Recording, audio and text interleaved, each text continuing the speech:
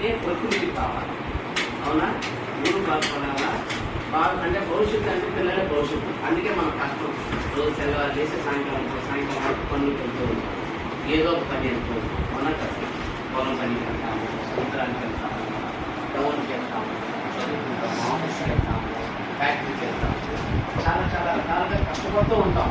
ఎవరి కోసం అంటే మన పిల్లల కోసం, అలాగే మన కోసం. మనం రోజు బాగా తినాలా, నిద్రపోవాలా, పిల్లలు చదివించాలా, డబ్బులు రావాలా, ఇవన్నీ కావాలి. ఇవన్నీ కావాలంటే ఏం కావాలి మనకి? ప్రకృతి కావాలి.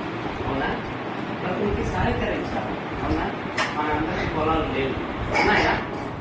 పొలం లేవు. ఒక కొంతమందితో పొలం ఉంటాయి. ఆ పొలం కూడా కొంత పండుతాయి, కొంత పండదు. ఆ పండేలు కూడా రాబడి వస్తుంది, రాదు. వచ్చిన గిట్టుబాటు ఉండదు. ఇలా రకరకాలుగా ఉంటాయి. ఇది అసలే మారుమూల ప్రాంతం. నేనే చూస్తేనే బాధ అనిపిస్తుంది. దూరం వచ్చి సరైన రోడ్డు కూడా లేదు. నేను దగ్గర 20 కిలోమీటర్లు స్కూటీ లేదు వచ్చాను.